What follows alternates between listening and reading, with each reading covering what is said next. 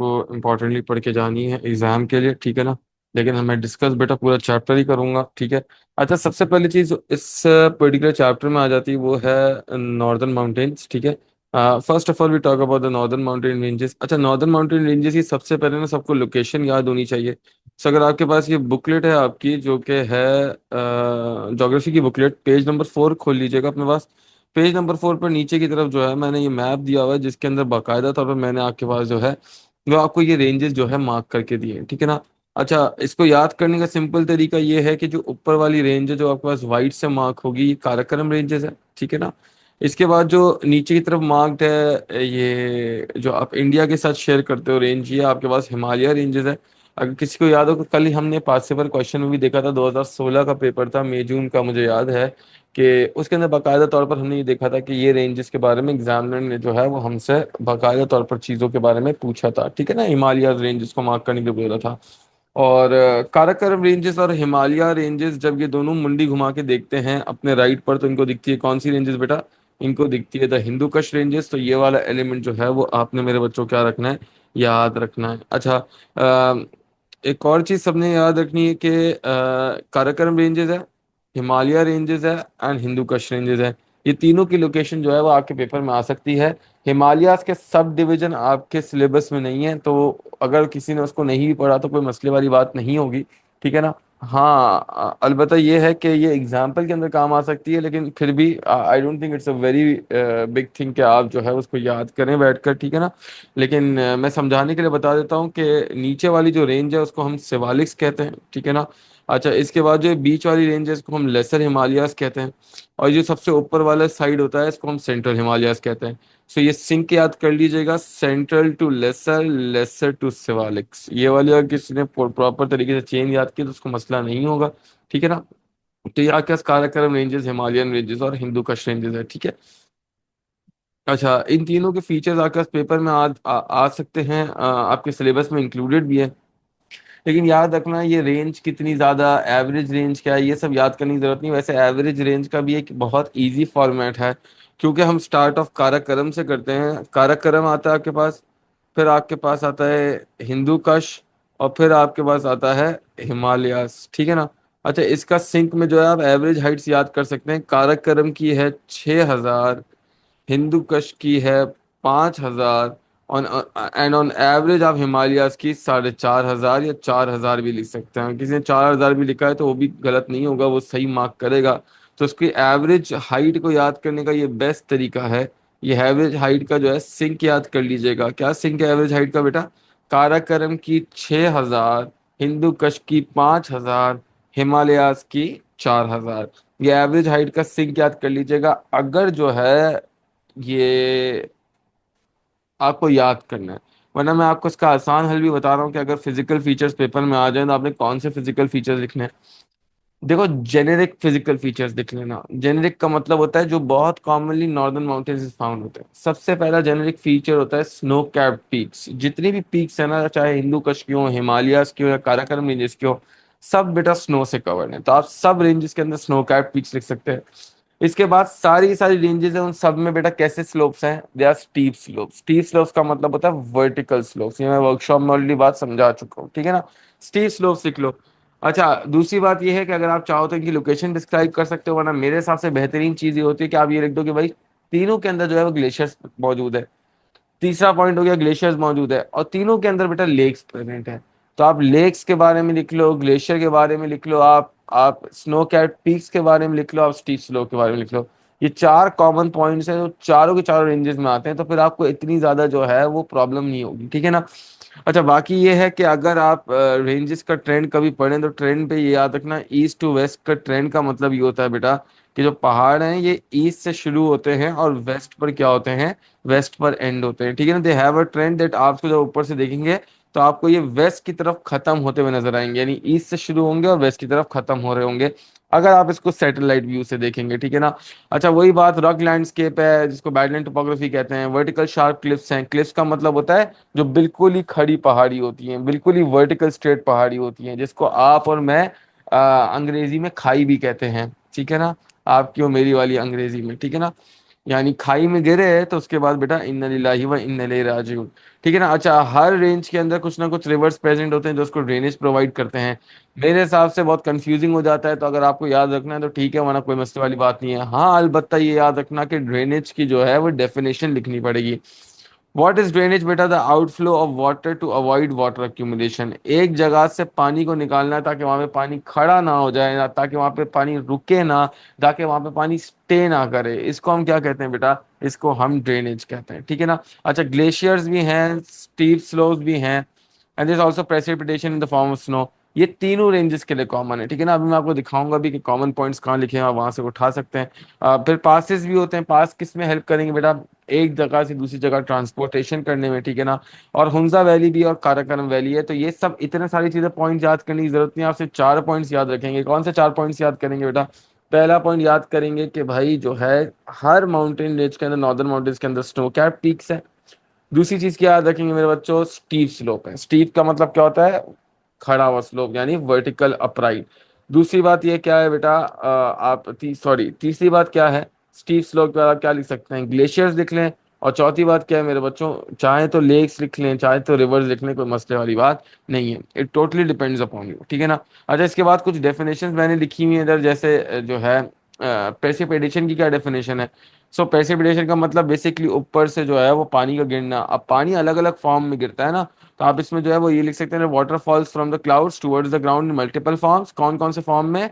Snow form भी होता है बेटा, जो कि आप इसको सॉफ्ट आइस कह सकते हैं। हेल है, ये हार्ड आइस होता है। और रेन में मतलब मेरे बच्चों पानी का गिरना। ठीक है ना। अच्छा, पास क्या है? पास इज अ गैप और break in high rug terrain such as a mountain और अ रिज। यानी माउंटेन या रिज या रेंजेस के दरमियान जो आने जाने का रास्ता है ना बेटा, उसको क्या कहते हैं? उसको पास कहते हैं। ठीक है ना।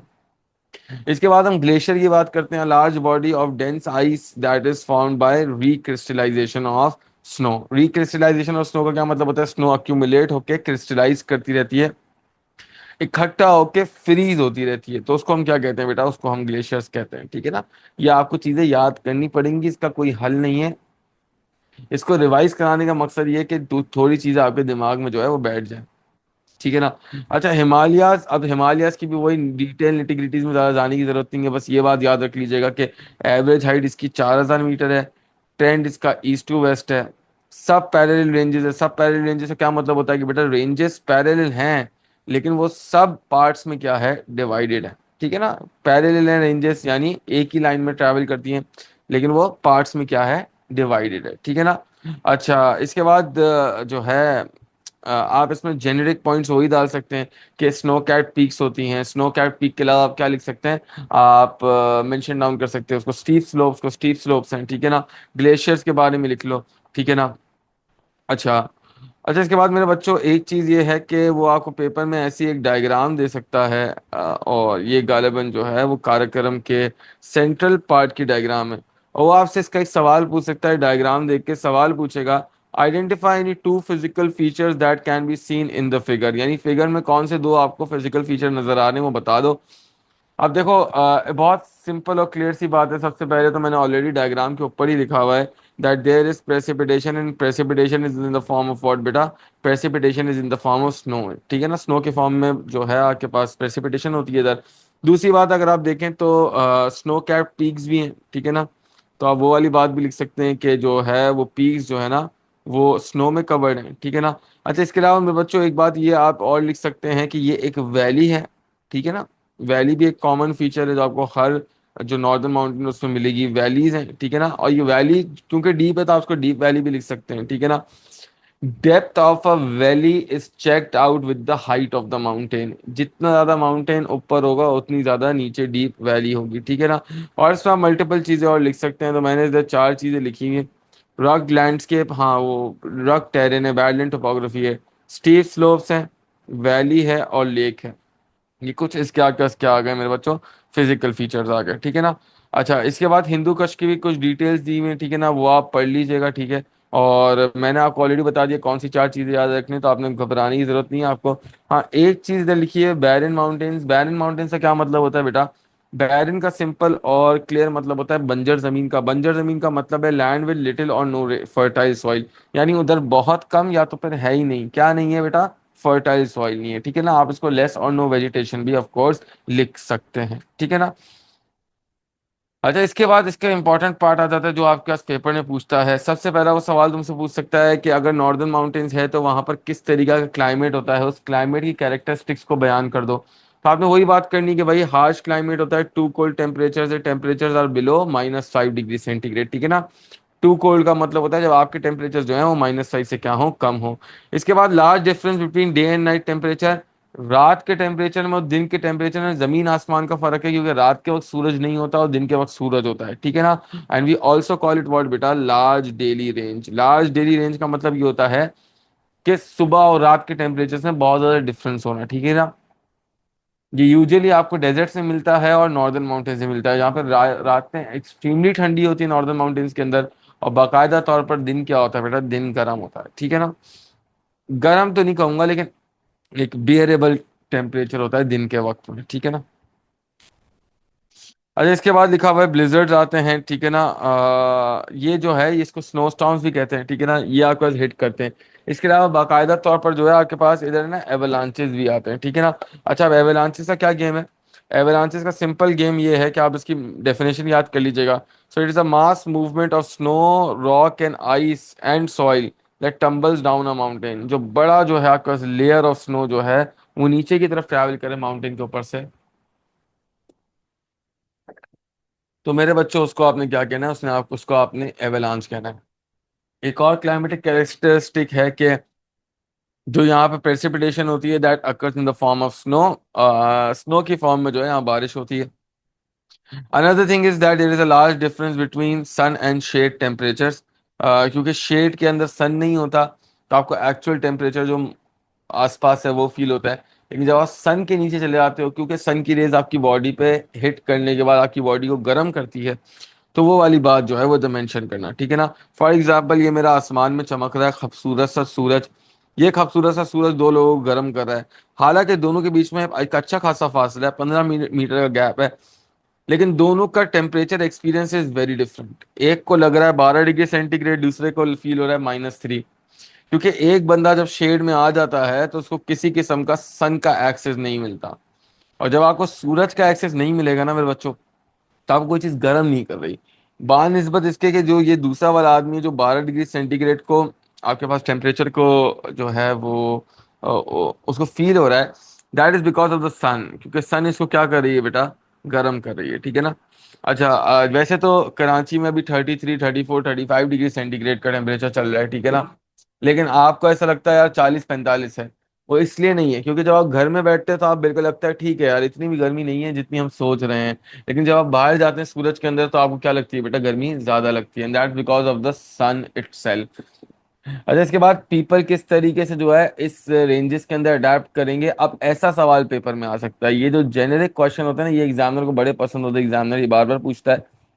तो इधर वो आपको पास बात कर रहा है नॉर्दर्न माउंटेन्स की। तो नॉर्दर्न माउंटेन्स में किस तरीके से लोग रहते होंगे, कुछ ज्यादा करने की जरूरत नहीं है। सबसे पहले कोल्ड टेम्परेचर्स हैं तो खाना ग्रो नहीं होगा, एग्रीकल्चरल क्रॉप्स बहुत ज्यादा कम मिलेंगे।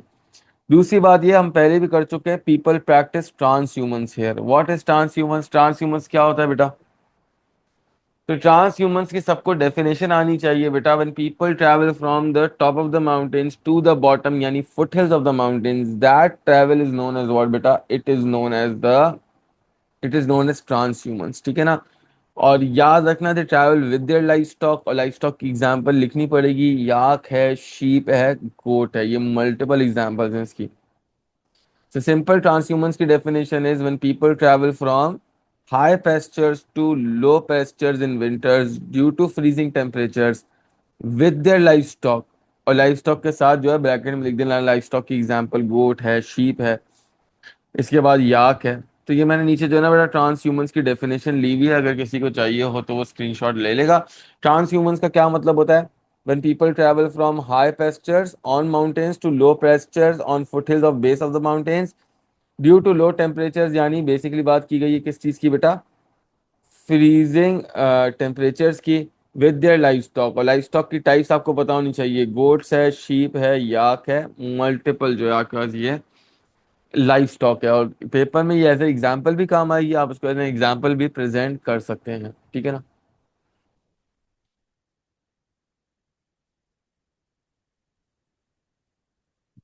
अच्छा मेरे बच्चों, इसके बाद आगे आ जाएंगे तो यहाँ पर बहुत बड़ा डेंजर है एवेलांचेस और लैंडस्लाइडिंग का, लॉस ऑफ लाइफ हो जाता है। प्रॉपर वाटर सप्लाई नहीं है क्योंकि पाइप्स अक्सर फ्रीज हो जाते हैं, ये चीज़ कोयटा में ऑलरेडी देखी गई है। Transportation is hindered by snow, जितनी आप ट्रांसपोर्टेशन कर रहे हैं, अगर स्नोफॉल हो गई तो आप ट्रांसपोर्टेशन नहीं कर पाएंगे क्योंकि उसके अंदर पे गाड़ी नहीं चल सकती, ट्रांसपोर्ट ब्लॉक हो जाएगा। People have to stockpile food and fuel as well, क्योंकि आपको पता है फ्यूल, फूड और फ्यूल बाद में नहीं मिलेगा ठंडक की वजह से, तो आप पहले से ही उसको क्या करके रखते हैं, स्टॉक पाइल करके रखते हैं। स्टॉक पाइल करके रखने का मतलब ये है एक जगह पे जमा करके रखना, ठीक है ना। और यहाँ पर यूजुअली जो है वो गैस की सप्लाई नहीं होती, एक तो इंफ्रास्ट्रक्चर का मसला है, दूसरा फ्रीजिंग टेम्परेचर का मसला है। अगर फ्रीजिंग टेम्परेचर हुए तो जाहिर सी बात है गैस पे ट्रेवल नहीं कर पाएगी क्योंकि गैस खुद फ्रीज हो जाएगी, ठीक है ना। तो आप उसकी जगह एलपीजी यानी लिक्विफाइड पेट्रोलियम गैस, एलपीजी को इस्तेमाल करते हैं सिलेंडर्स में डालकर, ठीक है ना। अच्छा मेरे बच्चों आगे की तरफ आ जाएंगे और नेक्स्ट बात करूंगा मैं, explain the physical features of northern mountains. वही सवाल है जो मैंने समझाया था, लेकिन इसमें जेनेरिक रीजंस लिखना है, और देखिए किस तरीके से जेनेरिक रीजंस हमने लिखे हुए हैं। हमने वैली का नाम ले लिया कोई भी एक, हमने एक लेक का नाम ले लिया, और लेक जाहिर सी बात है आपको क्या प्रोवाइड करेगा, फ्रेश वाटर। इसके बाद हमने प्रेजेंट कर दिया कि भाई यहाँ पे मल्टीपल जो है रिवर्स प्रेजेंट है, आप एक आध रिवर की नाम ले लो, तीनों उसमें तो भी काफी है। अगर आपको नहीं लेना तो कोई मसला नहीं है, इसमें ऐसे जेनेरिक रीजंस भी है जिसमें नाम लेने की जरूरत आपको नहीं पड़ेगी। अच्छा, on general the height increases from south to north. अगर आप नॉर्दर्न माउंटेन्स में चले जाए, जितना आप नीचे की तरफ साउथ की तरफ होंगे, पहाड़ की जो आपके पास हाइट है वो कम होगी, लेकिन जैसे आप अंदर की तरफ जाएंगे, नॉर्थ की तरफ ट्रैवल करेंगे तो हाइट वुड इंक्रीज, ठीक है। अच्छा इसके बाद ग्लेशियर्स यहाँ प्रेजेंट है, ग्लेशियर की एग्जांपल्स लिखी हुई हैं। स्नो फील्ड्स हैं, स्नो कैप पीक्स हैं, स्टीप स्लोप्स हैं। मेरे हिसाब से 3 पॉइंट परफेक्ट होते हैं इसके जो है, इससे जो है आप काफ़ी ज़्यादा अच्छे मार्क्स अटेन कर लेंगे। तो मेरे बच्चों आपने याद रखना है कि सब ने जो है वो ये रीज़न सारे याद करने हैं, ठीक है ना। वही रीज़न याद करेगा जो आपको आता हो, ठीक है ना। और प्लीज जो है जिन बातों के बारे में बता चुका हूँ बेटा, बार बार वो सवाल ना पूछे, ठीक है ना। बहुत तंग हो जाते हैं हम बेटा, ठीक है ना, क्योंकि आप या तो फिर क्लास टाइम पे ज्वाइन किया करा करें।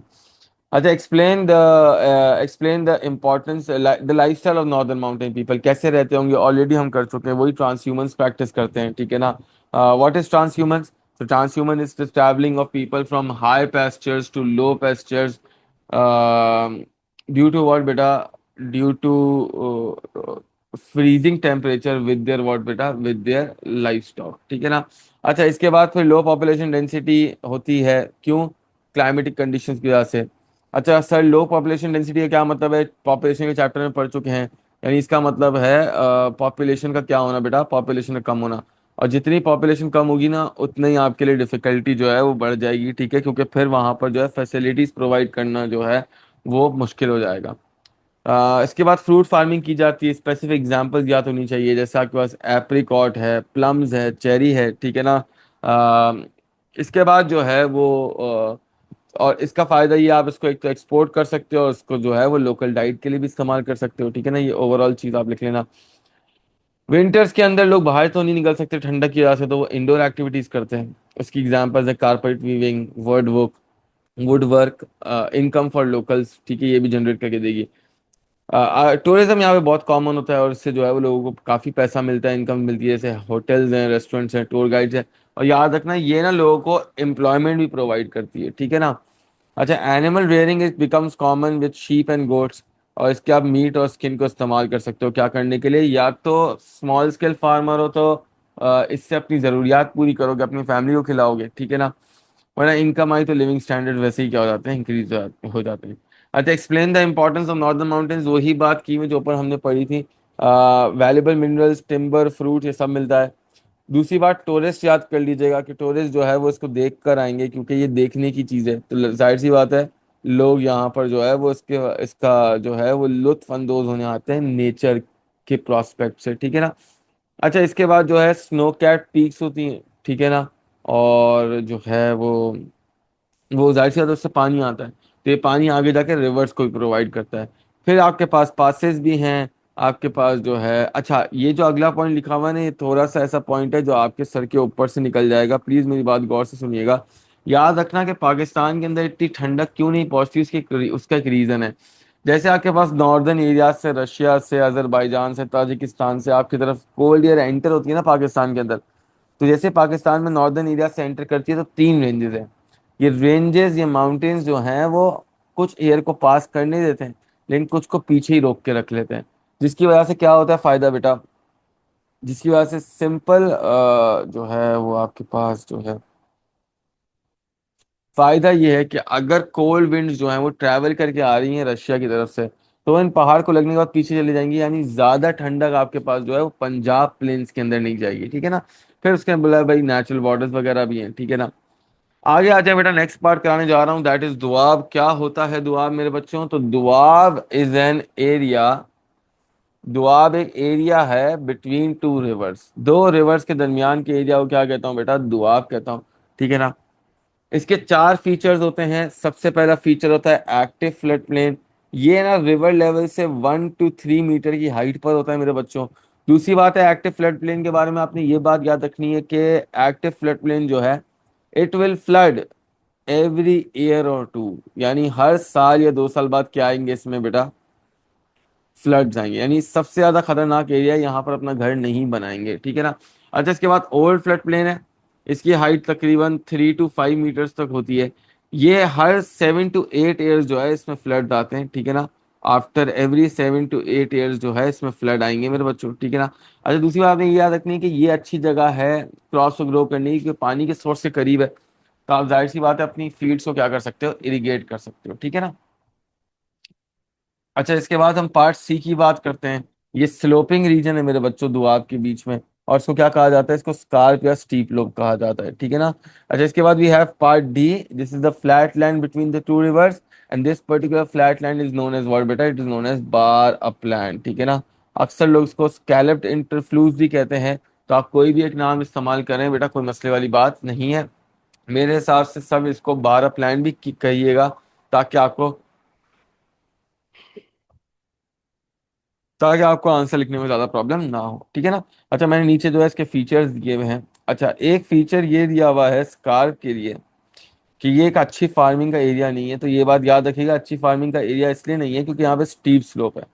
तो आपके पास स्लोप जो है आपकी स्टीप होती है ना, तो जितनी ज्यादा स्टीप स्लोप होगी पानी का प्लांट्स का वहां पर ग्रो करना क्या हो जाएगा बेटा? मुश्किल हो जाएगा, ठीक है ना, क्योंकि सर्टेनली वो बेंड कर जाएंगे, वो इतना प्रेशर बर्दाश्त नहीं कर सकते। इसके बाद मैंने मल्टीपल जो है दुआब के नाम याद करवाए थे, और फिर मैंने आपको यही बताया था कि यार जो सिंध सागर दुआब है ना, उस पे आपके पास दो रेंजेस मौजूद हैं। जैसे हमने बात करी थी पोटवा प्लेटू की, और हमने बात करी थी मेरे बच्चों किसकी? हमने बात करी थी सॉल्ट रेंज की, ठीक है ना। तो ऊपर की तरफ पोटवा प्लेटू है और नीचे की तरफ देखेंगे तो सॉल्ट रेंज आ जाएगा। Both of these are present on the doab that is known as Sindh Sagar Doab, ठीक है ना। एक नाम याद कर लेना, एक किससे ज्यादा याद करने की जरूरत नहीं है, क्योंकि ये आने का नहीं है पेपर में ये, लेकिन एग्जाम्पल लिखने में 6 मार्क करने में बड़ा हेल्प आउट करेगा, ठीक है ना। मैंने इसकी साइड पे लिस्ट भी दी हुई है। इंडस और झेलम के दरमियान सिंध सागर दोआब, झेलम और चनाब के दरमियान झिचना दोआब, झेच दोआब, सी और आर के दरमियान रेचना दोआब, और आर और एस के दरमियान बारी दोआब। अब लोग मुझसे पूछते हैं कि सर फिर ये रिवर बियास का क्या हुआ? तो रिवर ब्यास याद रख लेना बेटा, ये अब रिवर नहीं बचा। ये बस एक खाली जगह है जो रिवर जैसी दिखती है, लेकिन इसमें जो है वो पानी नहीं आता, क्योंकि इंडिया ने इस पे तकरीबन जो पानी है वो पूरा के पूरा ऊपर की तरफ स्टोर कर दिया है, ठीक है ना। सर आपकी नेट ठीक है अब? अल्हम्दुलिल्लाह अल्हम्दुलिल्लाह, ठीक है। आगे तरफ आ जाएंगे मेरे बच्चों, और नेक्स्ट बात करेंगे आपके पास जो है upper Indus plain and lower Indus plain. देखो ये जो ये बात याद रखना कि दो जगहें हैं। ये पहली जगह होती है मिथन कोट की। ये मिथन कोट की वो जगह है जहां पर आपके पास सारे के सारे जो ऊपर के ट्रिब्यूटरीज है ना, वो एक साथ मिलके जब इंडस में मर्ज होते हैं ना मेरे मेरे बच्चों, तो तो उसको हम जो है इस एरिया को जो है हम मिथन कोट कहते हैं, ठीक है ना। और ऊपर की तरफ जहाँ पे सारी ट्रिब्यूटरीज एक साथ कलेक्ट होती हैं बेटा, उसको पंजनद कहते हैं, ठीक है ना। We call it what we call it Panjnad, ठीक है ना। तो ये आपके पास आ गया ऊपर वाला हिस्सा, दैट इज द बेटा अपर इंडस प्लेन। ये कौन सा प्लेन है बेटा? It is the upper Indus plain, ठीक है ना। इसके बाद जो है हम नीचे वाले एरिया की बात कर लेते हैं, और ये जो नीचे वाले एरिया ना मेरे बच्चों, इसको कहा जाता है क्या? इसको कहा जाता है लोअर इंडस प्लेन। यहाँ पर एक ही जो है वो आपके पास जो है सिटी है, जहां पर ज्यादा पॉपुलेशन रहती है, वरना सिंध में वैसे ही पॉपुलेशन कम है, लेकिन ये अच्छी जगह है एग्रीकल्चर करने के लिए, ठीक है ना। दूसरी बात है, याद रख लीजिएगा कि ये जो रिवर है ये खत्म होता है डेल्टा के रीजन्स के ऊपर। और डेल्टा क्या होता है बेटा? Delta is basically where the snake opens its mouth to dispose all of its poison. तो वो वाला आप एग्जाम्पल याद करेंगे कि ये टाइडल डेल्टा एक ऐसी जगह है जहां पर रिवर जो है अपना सारा का सारा कंटेंट डिस्पोज कर देते हैं किसके अंदर बेटा? They dispose all of their content into the sea. Tidal delta क्या है? Place where river disposes all of its contents into the sea, ठीक है ना। यानी वो अपने सारे के सारे कंटेंट्स कहाँ पे डिस्पोज कर दे बेटा? सी के अंदर डिस्पोज कर दे, ठीक है ना। मैं 1 मिनट आता हूँ, मैं वो करा रहा हूँ, फिर आपको इंशाल्लाह आगे की तरफ गाइड करूंगा, ठीक है ना।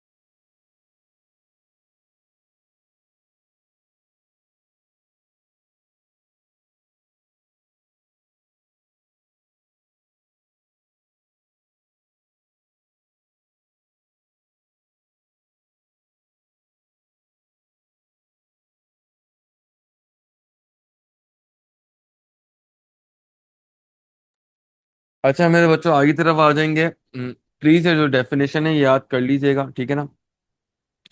तो ये ऊपर वाला पार्ट जो मिथन कोट से ऊपर होता है बेटा, इसको अपर इंडस प्लेन कहते हैं।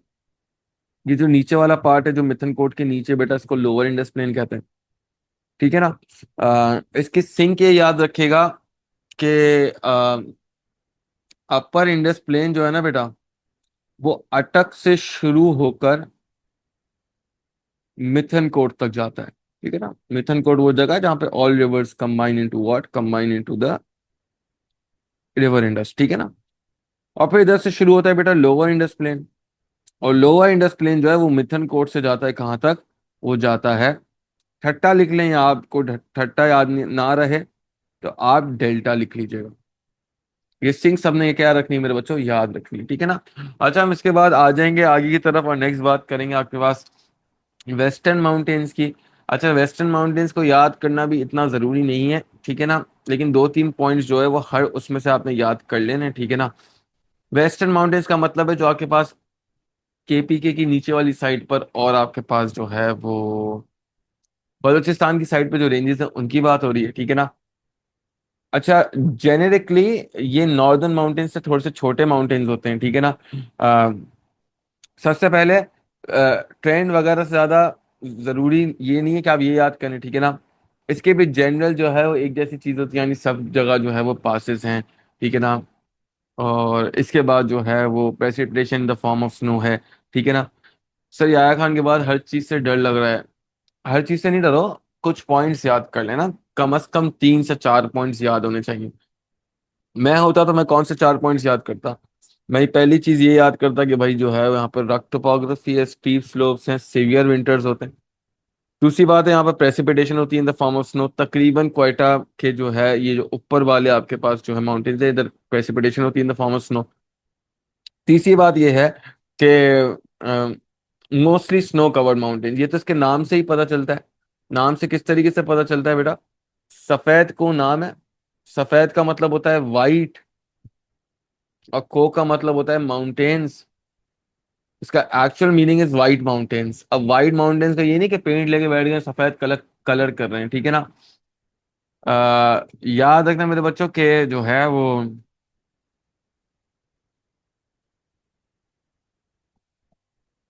स्नो से कवर्ड है, तभी आप जब दूर से देखते हैं तो आपको ये वाइट दिखता है, ठीक है ना पूरा।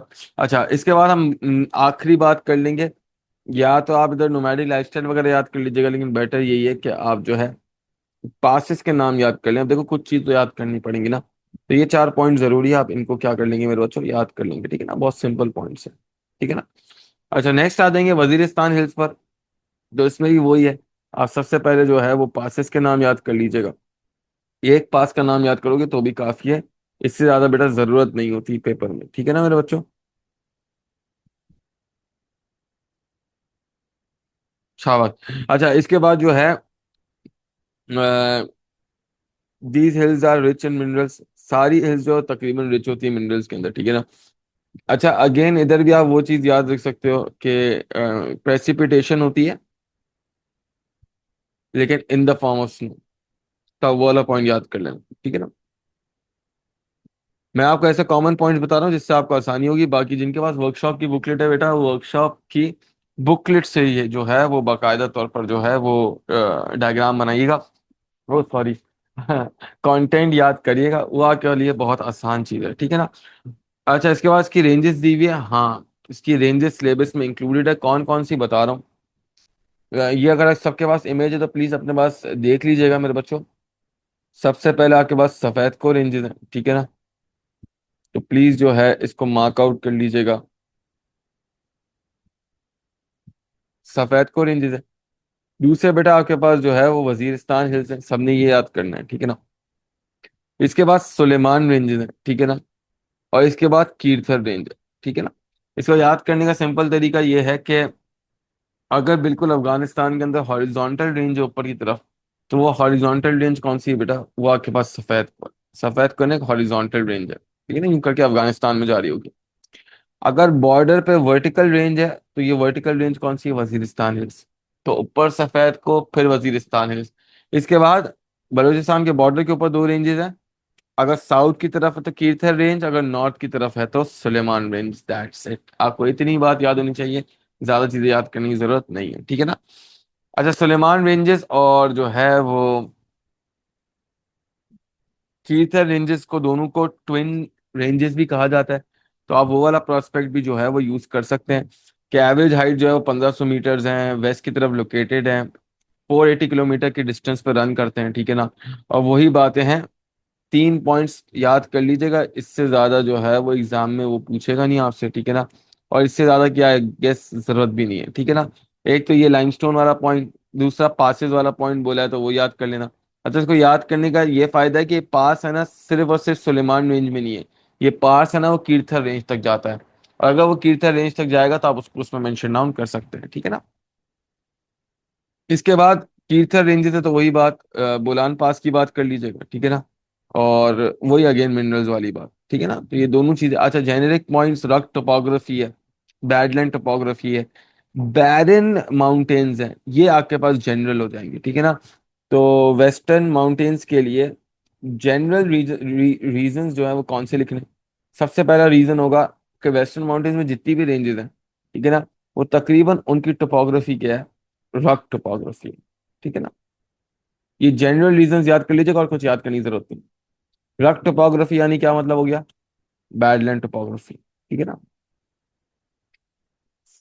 सेकंड चीज क्या है? सेकंड चीज है बैरन माउंटेन्स, खुश्क माउंटेन्स। सारे के सारे माउंटेन्स जो हैं वो उन पर अच्छी जो खासी जो है ना वो एग्रीकल्चर आप ग्रो नहीं कर सकते। तीसरा पॉइंट क्या है बेटा? पासेस मौजूद है। अच्छा, पासेस के नाम याद करने पड़ेंगे, ठीक है ना, इतना तो आपको करना पड़ेगा, ठीक है ना। चौथी चीज क्या लिख सकते हैं? चौथी चीज वही लिख सकते हैं, स्टीप स्लोप्स है, डीप वैली है, ठीक है ना, वो वाली बात लिख सकते हैं। स्टीप स्लोप्स है प्लस वैलीज। अच्छा डीप मत दिखिएगा क्योंकि कीर्थन रेंजेस में इतनी ज्यादा डीप वैलीज आपको मिलती नहीं, ठीक है ना। अच्छा मेरे बच्चों इसके बाद आगे की तरफ आ जाएंगे और नेक्स्ट बात करेंगे जो है वो गर्म है।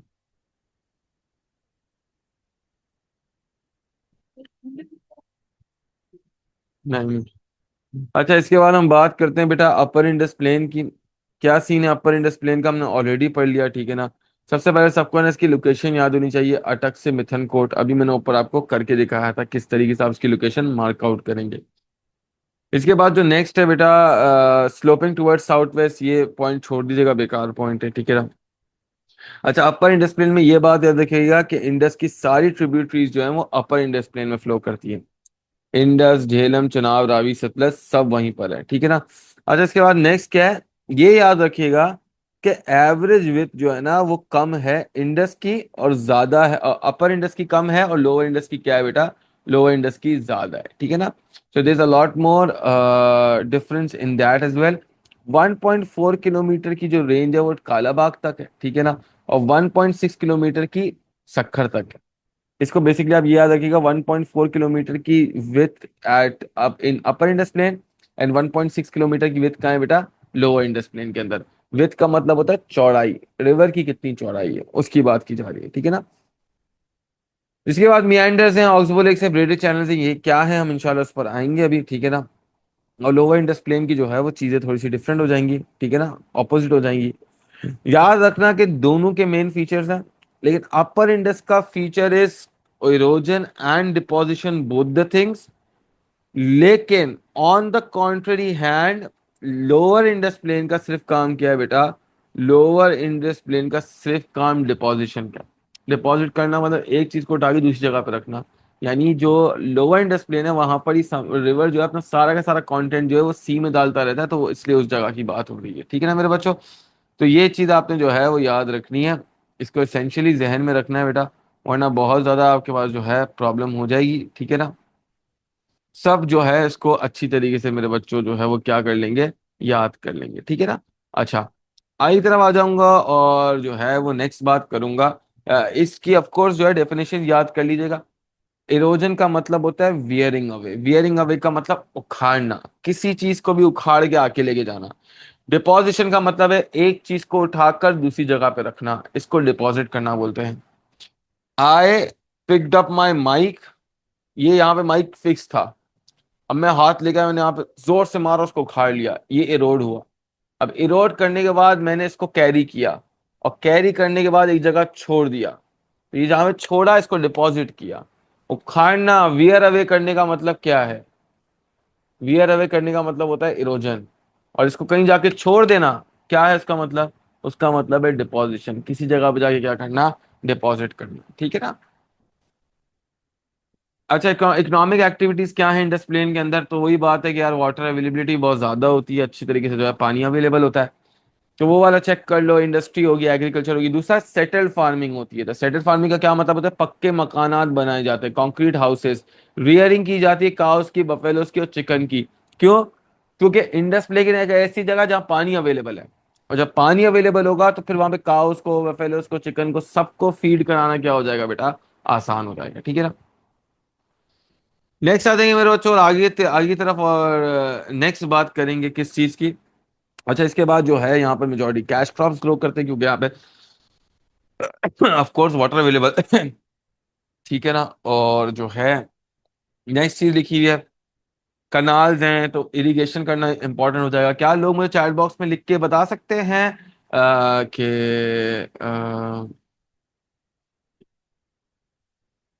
What is meant by irrigation, क्या डेफिनेशन लिखूंगा मैं इरिगेशन की, what is the definition of irrigation. Artificial supply of water is known as what बेटा, इरिगेशन। इसकी एक आध जो है आपके पास पेपर में आ सकती है डेफिनेशन, तो प्लीज ये याद रखिएगा मेरे बच्चों के, you can be tested about it in the exam, ठीक है ना। तो उस वक्त आपको थोड़ा सा विजिलेंट रहना है कि आपको पहले से चीजें क्या हो बेटा, आती हूँ, ठीक है मेरे बच्चों। अच्छा इसके बाद जो है हम आगे की तरफ आ जाएंगे और नेक्स्ट बात करेंगे किस चीज़ की बेटा। नेक्स्ट बात करूंगा मैं जो है, अच्छा इधर फिर वो ट्रांसपोर्टेशन की अच्छी फैसिलिटीज होती हैं, रेगुलर इलेक्ट्रिसिटी है, इंडस्ट्रियल गुड्स यहाँ बनेंगे क्योंकि यहाँ पे देख तो क्रॉप्स भी हैं, बिजली भी है, यूटिलिटी भी है, तो ये सब चीज़ यहाँ पे अवेलेबल होंगी। ये याद रखना, ऐसा सवाल पेपर में आता है। पेपर में ना वो डिस्क्राइब तो चलो एक आध दो नंबर में कर लेता, बोलता है कैरेक्टरिस्टिक बता दो, देख के बता दो। वो पूछता है लाइफस्टाइल, वो पूछता है इंपॉर्टेंस, बोलता है लोग यहाँ पर क्यों रहते हैं, ऐसा क्या है यहाँ पर कि लोगों को रहना पसंद हो। तो वो वाला एलिमेंट है ना, वो आपको फिर इधर जो है ना वो मिल जाता है, ठीक है ना। अच्छा मेरे बच्चों, इसके बाद हम जो है वो आगे की तरफ आ जाएंगे और नेक्स्ट बात करेंगे। नेक्स्ट बात करेंगे किस चीज़ की बेटा। नेक्स्ट बात करेंगे Potwar plateau and salt ranges की, ठीक है ना। क्या है पोटवार प्लेट्यू? आपको मैंने ऑलरेडी इसकी लोकेशन समझा दी, इंडस और झेलम के बीच में प्रेजेंट है, और मैंने आपको बताया था सिंध सागर दोआब पर है, ठीक है ना। इसके बाद जो है पोटवार प्लेट्यू और सॉल्ट रेंज कल के पेपर के लिए बहुत जरूरी है, तो इसके फिजिकल फीचर्स आपने याद करने हैं, ठीक है ना। एवरेज हाइट को छोड़ दीजिएगा, जरूरत नहीं है। मिनरल्स के अंदर रिच है, आपको पता ना, यहाँ पे सॉल्ट रेंजेस के अंदर स्पेशली आपकी जो है पाकिस्तान की सबसे बड़ी जो है आपके पास पाकिस्तान की नहीं, पूरे साउथ एशिया की जो है वो सबसे बड़ी जो है यहाँ पर आपके पास वो मौजूद है, माइन मौजूद है, सॉल्ट माइन मौजूद है, जिसको हम जो है खेवड़ा सॉल्ट माइन कहते हैं, ठीक है ना बेटा। कल टेस्ट नहीं है बेटा, टेस्ट जो है वो परसों वाले दिन है इंशाल्लाह 1 मई को, ठीक है ना। मैं रात को आपको इसके बारे में बताऊंगा पास पेपर क्लास के अंदर। इंशाल्लाह will be starting the past paper class at 10:15 इंशाल्लाह, ठीक है ना। वो मैं आपको जो है वो इसके बारे में जो है बता दूंगा, ठीक है ना। अच्छा इसके बाद हम आगे की तरफ आ जाते हैं और नेक्स्ट बात करेंगे, कौन सी नेक्स्ट बात करेंगे, हम बात करेंगे कि भाई यहाँ पर बैडलैंड टोपोग्राफी है, रॉक टोपोग्राफी है। दूसरी बात है यहाँ पर जो है पुटवार प्लेटू और सॉल्ट रेंज के अंदर जो है उसकी आपकी लोकेशन समझाई हुई है, ठीक है ना। सिंपल है, इसको मल्टीपल टाइम्स लिखना, एक मतलब लोकेशन लिख रही हो बहुत है। सोन वैली यहाँ प्रेजेंट है, याद करना हो ठीक है, वरना जरूरत नहीं है। रिवर सोन, कोरंग, हर्रो, सिल, धारा बार प्रेजेंट, बस ये भी लिख देना सिंपल के रिवर जो है वहां पर प्रेजेंट है बहुत सारे, और ये मेन वाटर बॉडीज है यहाँ की, ये वहां पर ड्रेनेज प्रोवाइड करती है। What is drainage? Drainage is the outflow of water from an area, यानी एक जगह से पानी का निकलना जो है वो, उसको हम ड्रेनेज कहते हैं, ठीक है ना। To take out water from one place is known as what बेटा, it is known as drainage, ठीक है। अच्छा इसके बाद बेटा मेरे बच्चों जो है वो आई तरफ आ जाएंगे और नेक्स्ट बात करेंगे, ठीक है ना।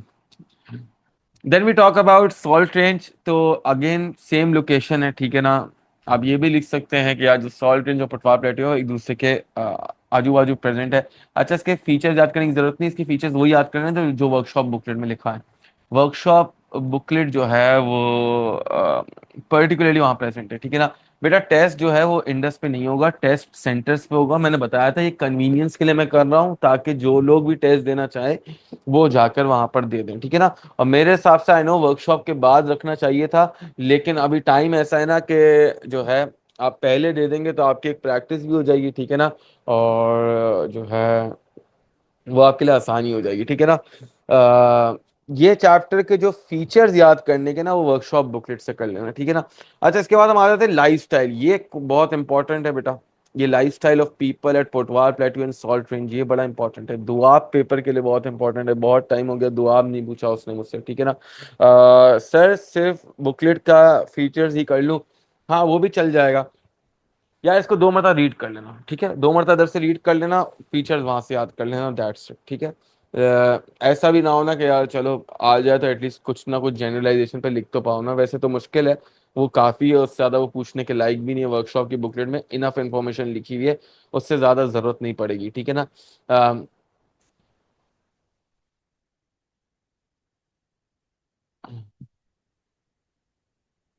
अच्छा मेरे बच्चों, इसके बाद जो है वो आगे तरफ आ जाएंगे और नेक्स्ट बात करूंगा, ठीक है ना, किस चीज़ की। नेक्स्ट बात करूंगा मेरे बच्चों जो है बलूचिस्तान, ये जो है पोटवा प्लेट्यू का लाइफस्टाइल याद करना है। सबसे पहले बैडलैंड टोपोग्राफी है, तो क्रॉप्स को ग्रो करना डिफिकल्ट है। दूसरी बात है यहाँ पे ज़्यादा इरिगेशन नहीं होती, तो यहाँ पर रेनी सीजन के अंदर ही सिर्फ आप क्रॉप्स ग्रो करते हो, यानी पीपल फॉलो बारानी फार्मिंग हेयर। बारानी फार्मिंग ऑलरेडी एग्रीकल्चर में समझा चुका हूँ क्या है। It's the farming that is dependent upon what बेटा, वो फार्मिंग जो रेनफॉल के ऊपर डिपेंडेंट हो, ठीक है ना। अच्छा, यहाँ पे मल्टीपल क्रॉप्स, वीट, बार्ले, मेज, ग्राम जैसे क्रॉप्स ग्रो करते हैं, क्यों? क्योंकि बेटा इन क्रॉप्स की जो है ना बेटा, वो वाटर रिक्वायरमेंट बहुत कम है। और दूसरी बात है, ये इसेंशियल्स भी हैं। इसेंशियल मतलब ये आपकी और मेरी डाइट का हिस्सा है, तो इसकी वाटर रिक्वायरमेंट भी कम है और आपकी मेरी डाइट का हिस्सा भी है। अच्छा, नेक्स्ट इंफ्रास्ट्रक्चर इज अवेलेबल, और वही रोड, रेल और एयर ट्रांसपोर्ट अवेलेबल है, ठीक है ना। ट्रांसपोर्ट होगी तो ट्रेड होगा, ट्रेड होगा तो एक्सपोर्ट्स होंगे, एक्सपोर्ट्स होंगे तो फॉरेन एक्सचेंज आएगा मुल्क के अंदर, और क्या होगी बेटा, इकोनॉमी ग्रो करेगी आपकी, ठीक है ना, इकोनॉमिक ग्रोथ होगी। अच्छा, बलूचिस्तान प्लेट्यू को बहुत ज़्यादा डिटेल में करने की ज़रूरत नहीं है, ठीक है ना। बस जो है वो दो तीन पॉइंट्स याद कर लीजिएगा, जैसे जो मैं आपको बता रहा हूँ वो चीज़ें याद करना।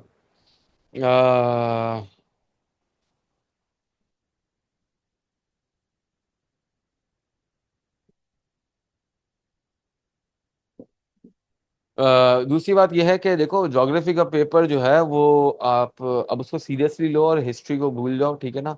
और जो है फोकस आपने ज्योग्राफी पे ही करना है, ठीक है ना। अच्छा, इसके बाद जो है नेक्स्ट चीज, अब पोटवार प्लेट्यू और सॉल्ट रेंज के बाद बलूचिस्तान प्लेट्यू है। बलूचिस्तान प्लेट्यू बेसिकली बलूचिस्तान का वो एरिया जिससे मल्टीपल जो है वो बीच का सेंट्रल एरिया को कहते हैं, ठीक है ना, बलूचिस्तान प्लेट्यू। इसमें आप मल्टीपल चीजें लिख सकते हैं, जैसे आप फॉर एग्जांपल लिख दें बैडलैंड टोपोग्राफी लिख दें, ठीक है ना। आप जो है वो ओवरऑल याद कर लें, बस ज्यादा नहीं। ये जितने पॉइंट्स मैं याद कर रहा हूँ ये याद करने की जरूरत है, इससे ज्यादा चीजें याद करने की जरूरत नहीं है। बस ये सारे पॉइंट्स याद कर लीजिएगा, बहुत है, ठीक है ना। और बहुत सिंपल पॉइंट्स है, कोई ऐसा पॉइंट नहीं है जो बस ओ क्या पॉइंट दे दे सर, ये तो मुझसे याद ही नहीं हो रहा। और आई गेस ये सिर्फ पढ़ोगे ना तो समझ आ जाएगा, ठीक है ना। ये आपके पास, और जो है वो बस यही चीजें याद कर लीजिएगा, ये 5 पॉइंट के अलावा कोई पॉइंट याद करने की जरूरत नहीं है। वो बलूचिस्तान प्लेट्यू के बारे में आपसे सिर्फ और सिर्फ क्या पूछ सकता है बेटा, उसके फीचर्स पूछ सकता है, ठीक है ना। ऊपर से जो है मैंने वर्कशॉप की बुकलेट के अंदर बलूचिस्तान प्लेट्यू की लोकेशन दी हुई है। It's basically the central part of Balochistan. वैसे तो ये पूरी की पूरी चीज जो है वो बलूचिस्तान प्लेट्यू के अंदर शामिल है, लेकिन आपको अगर सेंटर के ऊपर पार्ट बोले या बोल दे भाई बलूचिस्तान प्लेट्यू को मार्क करो, तो सेंटर के रीजन को थोड़ा सा जो है वो शेड कर देना, तो ये आपका बलूचिस्तान प्लेट्यू के अंदर रीजन आ जाएगा, ठीक है ना। बॉर्डर क्रॉस मत करना, वो गलत हो जाएगा, ठीक है। हाँ, ये लाजमी तौर पे सबने करना है, lifestyle of people in Balochistan plateau, क्योंकि सिर्फ ये यहाँ पर काम नहीं आता, ये आपको उस सवाल में भी काम आता है कि बलूचिस्तान के अंदर डेवलपमेंट क्यों नहीं कर सकते, ऐसा क्या प्रॉब्लम है कि बलूचिस्तान के अंदर जो है वो डेवलपमेंट नहीं हो सकती है। तो ये वो वाले प्रोस्पेक्ट पे आपको जो है बड़ा काम आएगा मेरे बच्चों, और उधर आपको ये मार्क्स गेन करने में ना बेटा बड़ा हेल्प आउट करेगा, ठीक है ना। So for example you talk about nomadic farming, animal and sheep rearing बहुत कॉमन होती है, ठीक है। ठीक है, एनिमल में भी कौन से बेटा, क्योंकि ये एरिड रीजन्स होते हैं, तो गोट है, फिर उसने शीप लिखा है, और प्लस फिर आप इधर कैमल्स भी लिख सकते हैं। ये कैमल की जो रेयरिंग है ना बेटा वो भी बहुत कॉमन है, ठीक है ना। इसके बाद farming is practice through karez irrigation, ठीक है ना। कारेज इरिगेशन आपको पता है चैप्टर नंबर 3 में हम पढ़ चुके हैं, तो ये भी वहाँ का एक फीचर है, ठीक है। ये कौन सा मेथड है, क्या ये मॉडर्न मेथड है या ओल्ड कन्वेंशनल मेथड है, कौन सा मेथड है ये बेटा?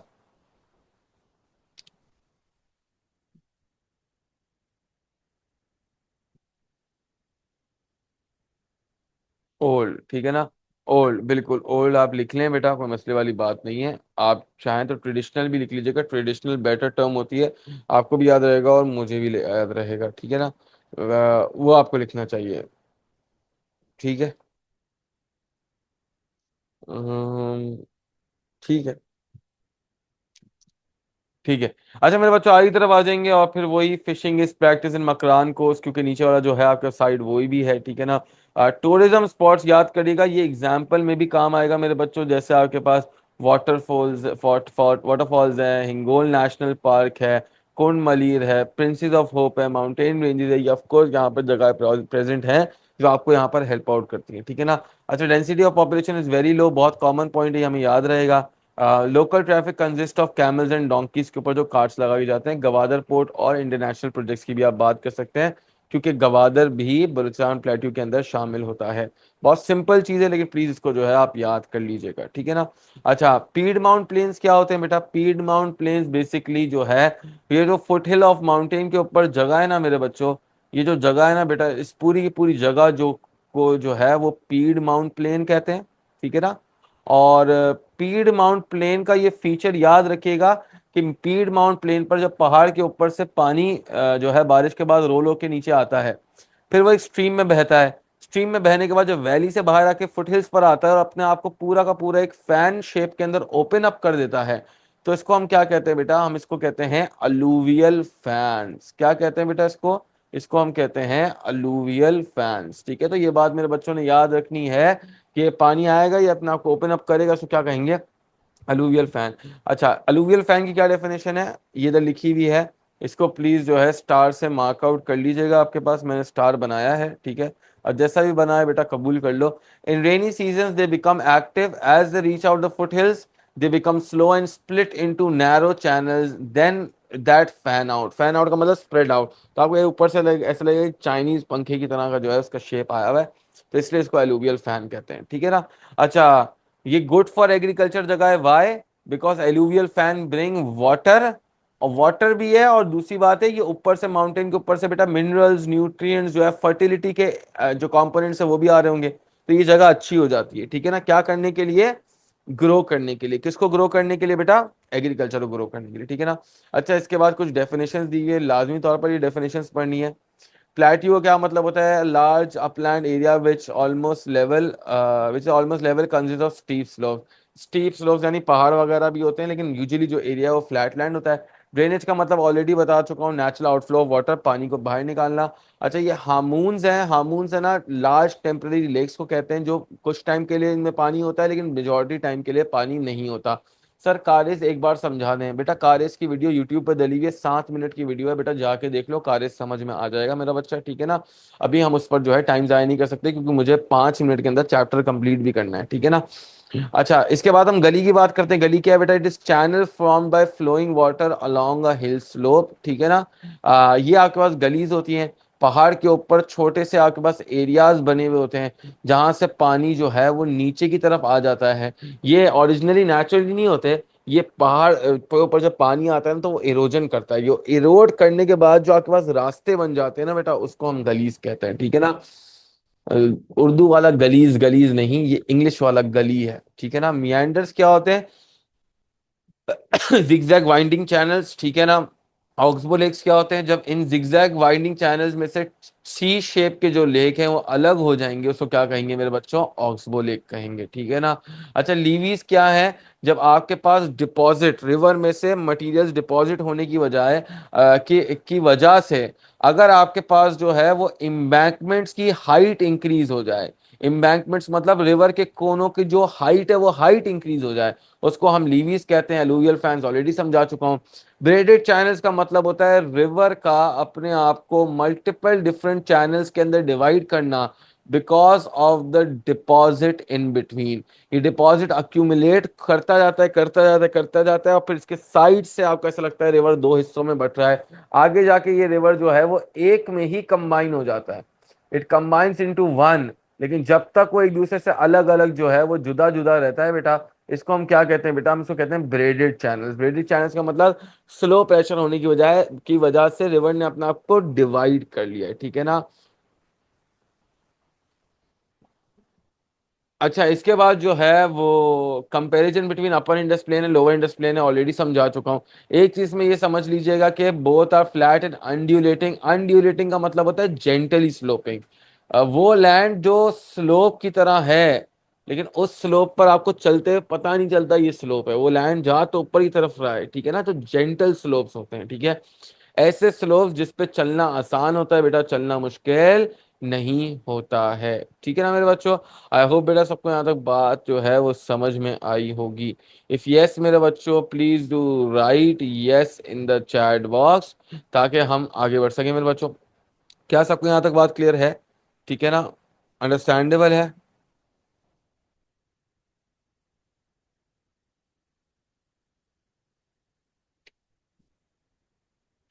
अच्छा, इसके बाद जो है ड्रेनेज पैटर्न की बात है। अपर इंडस प्लेन में मल्टीपल रिवर्स बहते हैं, लोअर इंडस प्लेन में सिर्फ एक अकेला इंडस बहता है। ठीक है ना? तो वो वाली बात आप लिख सकते हैं। अच्छा, अपर इंडस प्लेन में डेल्टा नहीं है, लोअर इंडस प्लेन में डेल्टा है। अच्छा, इसके बाद हम बात करते हैं डेल्टा की कौन सी जगह होती है बेटा? डेल्टा एक आपके पास स्पेसिफिक वो जगह है जहां पर रिवर अपना सारा का सारा कंटेंट जो है वो समंदर में डिस्पोज करता है। ठीक है, इसके मल्टीपल फीचर्स हैं, ठीक है ना। जैसे आप बात कर सकते हैं कि first of all it is located south of Thatta, यानी ठट्टा से भी नीचे जो है आपका डेल्टा प्रेजेंट है, ठीक है ना। ये वो जगह है जहाँ पर समंदर का पानी जो है रिवर के पानी से मीट करता है। और याद रखना, एक डेल्टा के पास जो है ना, यहाँ पर मल्टीपल ना डिप्रेशन या खड्डे या ट्रव्स बने हुए होंगे, ठीक है ना। आप इसको ट्रव्स भी कह सकते हैं, आप इसको डिप्रेशंस भी कह सकते हैं। अब इन खड्डों के अंदर जो है ना मेरे बच्चों, वो पानी जमा हो जाता है, फ्रेश वाटर भी होता है और समंदर का पानी भी होता है। और ये over the period of time ना ये पानी गंदा होता जाता है, और ये जब बहुत ज्यादा गंदा हो जाएगा ना मेरे बच्चों, तो इस स्टैग्नेंट वाटर में जो बेसिकली आप जो कहते हैं स्वamp, ये स्वamps डेवलप कर लेता है।